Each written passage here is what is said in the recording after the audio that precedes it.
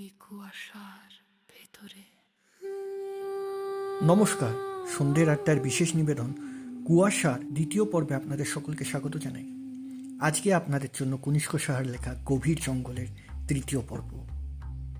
আজকের গল্পে আওয়াজ দেওয়ার জন্য শুভম চ্যাটার্জিকে অসংখ্য ধন্যবাদ। তাহলে শুরু হতে চলেছে আজকের গল্প। বিকেল 5টা বাজার সাথে সাথেই আকাশের নীলচে আভাটা এক লহমায় মুছে গিয়ে এক গাঢ় বিষণ্ণ ধূসর রং ধারণ করল। তারপর শুরু হলো বৃষ্টি। এই বৃষ্টিটা ঠিক আর 5টা বর্ষার দুপুরের মতো নয়। এটা সেই ঝমঝমে বৃষ্টি নয় যা মন ভালো করে দেয়, আবার ইলশে গুঁড়িও নয় যা কেবল বিরক্ত করে। এটা এক মাঝারি গতির এক টানা এক ঘেয়ে বর্ষণ, যা থামার কোনো উদ্দেশ্য নিয়ে শুরু হয় না। বৃষ্টির শব্দে যেন এক অদ্ভুত একরৈখিক সুর আছে। কানে তালা লাগিয়ে দেওয়া সেই শব্দের ভিতর দিয়ে মনে হয় কেউ যেন ফিস ফিস করে কিছু একটা বলে যাচ্ছে, অবিরাম, অস্পষ্ট। কথাগুলো বোঝা যায় না, কিন্তু তার ছন্দটা স্নায়ুর ওপর হাতুড়ির মতো ঘা দেয়। আমি কেবিনে ঢুকে দ্রুত ভেজা জ্যাকেটটা খুলে কাঠের স্ট্যান্ডে ঝুলিয়ে রাখলাম। ঘরের কোণে লণ্ঠনের আলোটা কাঁপছে।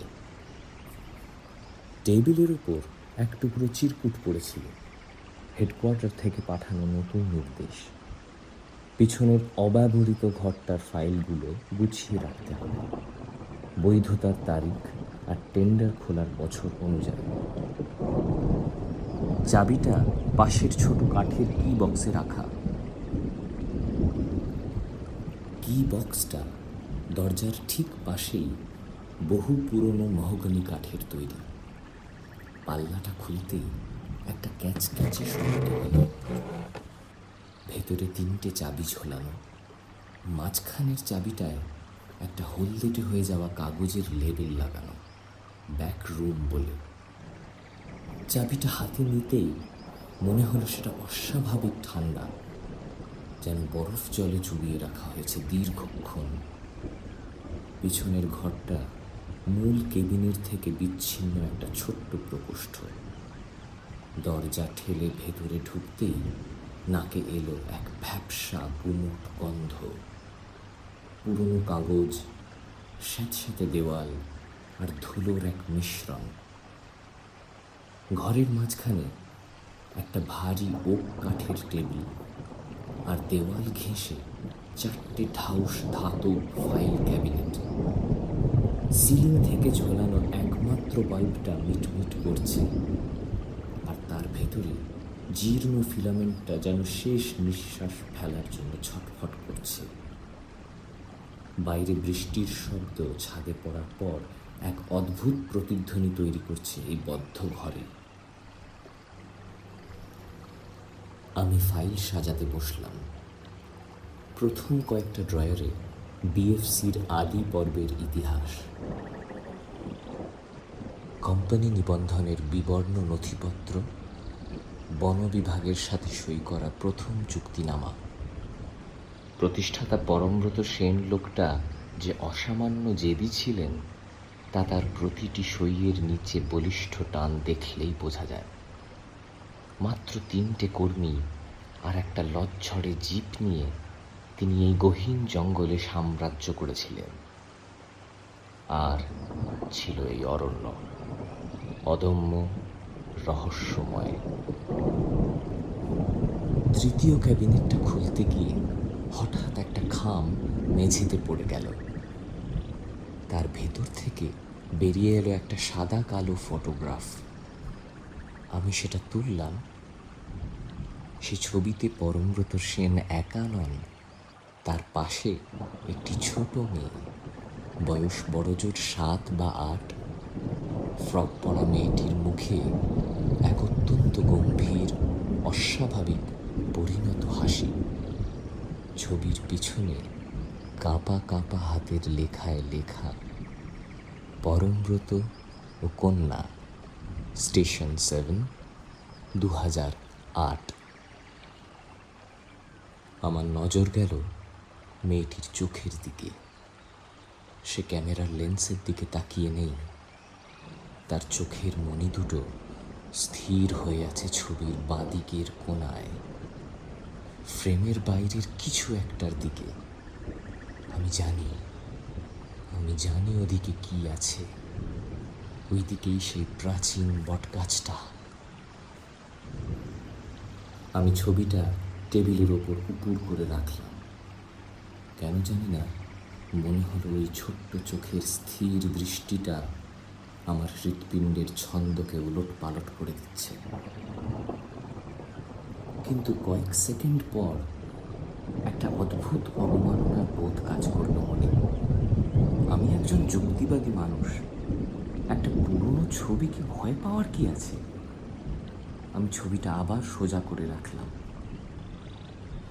টেবিলের কোণে বিএফসির নিজস্ব ব্র্যান্ডের একটা ধূপকাঠির বাক্স পড়েছিল। পাম্প হাউসেও একই বাক্স দেখেছিলাম। পাশে একটা ফাইলে ল্যাব আর প্রোডাকশন অফিসের কেমিক্যাল লিস্ট। এই প্রত্যন্ত কেবিনে কেমিক্যালের লিস্ট কেন থাকবে? কিন্তু তার চেয়েও বড় চমক অপেক্ষা করেছিল পরের ফাইলটায়। সেটা ছিল কর্মীদের ডিউটি রোস্টার। দিনের শিফটে প্রচুর নিয়োগ, প্রচুর নাম, কিন্তু প্রতিটি নাইট শিফটের কলামটা একদম সাদা, ধবধবে, পরিষ্কার। বছরের পর বছর এই অরণ্যে কেউ রাতের বেলা কাজ করেনি, কেউ না। কেন? রাত 10টায় ক্লান্ত শরীরে কাজ থামালাম। মূল ঘরে ফিরে এসে ব্যাগ থেকে রুটি আর আলুর তরকারি বের করলাম। বৃষ্টির ঝমঝমানি এখন আরও বেড়েছে। হঠাৎ টেবিলে রাখা পুরনো ট্রানজিস্টর রেডিওটা সশব্দে চালু হয়ে গেল। আমি চমকে উঠলাম। রেডিওটা বন্ধ ছিল, আমি ওটা ছুঁইনি পর্যন্ত। প্রথমে কেবল স্ট্যাটিকের কর্কশ শব্দ, যেন সহস্র ঝিঁঝি পোকা একসাথে চিৎকার করছে। তারপর একটা কর্কশ পুরুষ কণ্ঠস্বর ভেসে এলো। ভাষাটা বাংলা, কিন্তু উচ্চারণে এক আদিমতা। শব্দগুলো যেন অনেকটা দূর থেকে আসছে, বাতাসের ধাক্কা ছিঁড়ে ছিঁড়ে যাচ্ছে।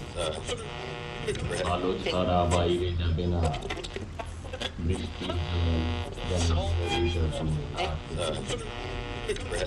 পরক্ষণে একটা তীক্ষ্ণ শব্দ করে রেডিওটা আবার নিস্তব্ধ হয়ে গেল। আমার গলার কাছটা শুকিয়ে এলো।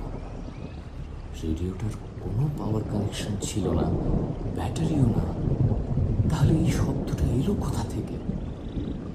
জেনারেটর রুমের কথা মনে পড়তেই আমার মনে এক অদ্ভুত অস্থিরতা জন্ম নিল। যদি এই জেনারেটরটা বন্ধ হয়ে যায়, তবে এই আদিম অন্ধকারের হাত থেকে আমাকে কেউ বাঁচাতে পারবে না। জ্যাকেটটা আবার গায়ে চাপিয়ে টর্চ নিয়ে বাইরে বেরোলাম। বৃষ্টির ধারাগুলো চাবুকের মতো গায়ে বিঁধছে। জেনারেটর রুমের কপাট খুলে ভেতরে আলো ফেললাম। না, জল ঢোকেনি। ডিজেল জেনারেটরটা তার একঘেয়ে ছন্দে গর্জন করে চলেছে। স্বস্তির নিঃশ্বাস ফেলে ঘুরে দাঁড়াতেই ফগলাইটের ম্লান আলোয় কিছু একটা নড়ে উঠল। কেবিনের সামনে ঝোপের পাশে একটা ছোট্ট অবয়ব। বৃষ্টিতে সব কিছু ঝাপসা, কিন্তু আমি পরিষ্কার দেখলাম একটা ছোট মেয়ে। সে একটি ইউক্যালিপটাস গাছের নিচে দাঁড়িয়ে আছে। বৃষ্টির অঝোর ধারার মধ্যেও তাকে দেখে মনে হচ্ছিল না যে সে ভিজছে। সে যেন নিজের মনে কোনো এক বিমূর্ত খেলা খেলছে, ধীর লয় পাক খাচ্ছে।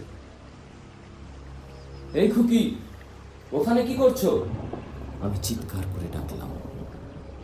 মেয়েটি মুহূর্তের জন্য স্থির হলো, তারপর ঝোপের আড়ালে অদৃশ্য হয়ে গেল। সে জঙ্গলের গভীরের দিকে দৌড়ে পালালো।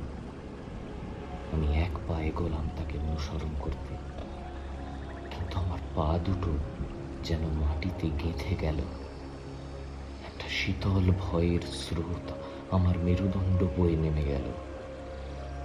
আমার ভেতরকার আদিম মানুষটা আর্তনাদ করে উঠল, ওদিকে যাস না।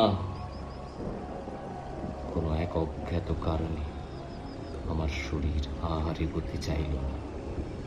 আমি নিজেকে বোঝালাম, হয়তো আশপাশের কোনো আদিবাসী গ্রামের বাচ্চা হবে, কিন্তু মনের ভেতরে সেই যুক্তিটা টিকল না। কেবিনে ফিরে এসে সেই ছবিটার দিকে তাকালাম। পরমব্রতর মেয়ের চোখের দৃষ্টিটা যেন এখন আরো তীক্ষ্ণ হয়ে উঠেছে। আমি দ্রুত সব দরজা জানলার বোল্ট চেক করলাম, তারপর বিছানায় গিয়ে শুয়ে পড়লাম। ঘুম আসছিল না, কেবল বৃষ্টির সেই একঘেয়ে সুর মাথার ভেতর ঘুরপাক খাচ্ছিল। রাত ঠিক 2টো।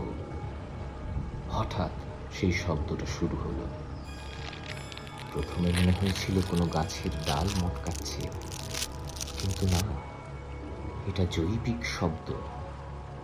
হাড়ের মটমটানি, ঠিক যেন কেউ শুকনো কাঠের মতো কোনো এক জিনিসকে ধরে দমড়ে দিচ্ছে। হাড়ের হাড়, মেরুদণ্ডের কশেরুকা একটার পর একটা প্রসারিত হচ্ছে। শব্দটা আসছে ঠিক দরজার ওপার থেকে। কোনো একটা অবয়ব যেন নিজের শরীরটাকে ভেঙে চুড়ে লম্বা করছে। 1 ইঞ্চি, 2 ইঞ্চি, 1 ফুট। সেই হাড় মচকানোর বিচ্ছিরি শব্দটা দীর্ঘ 10 মিনিট ধরে চলল। আমি বিছানায় কাঠ হয়ে পড়ে রইলাম। আমার শ্বাস প্রশ্বাস রুদ্ধ হয়ে আসছিল। বাইরে কেউ বা কিছু একটা দাঁড়িয়ে আছে। আমি জানি না কখন শব্দটা থেমেছিল, কখন আমি ঘুমের অতলে তলিয়ে গিয়েছিলাম। ভোরবেলা যখন চোখ খুললাম, বৃষ্টি থেমে গেছে। জানলার কাঁচের উপর ভোরের ম্লান আলো এসে পড়েছে, কিন্তু পশ্চিম দিকের জানলার কাঁচে একটা অদ্ভুত স্তর জমে আছে, পাতলা, আধা স্বচ্ছ, যেন কোনো এক জৈব পদার্থের প্রলেপ। আমি সাবধানে জানলার কাছে গেলাম। কাঁচের সেই স্তরের ভেতরে একদম স্পষ্ট একটা ছাপ ফুটে আছে, এক জোড়া ছোট হাতের ছাপ। একটা 7-8 বছরের বাচ্চার হাতের মাপ,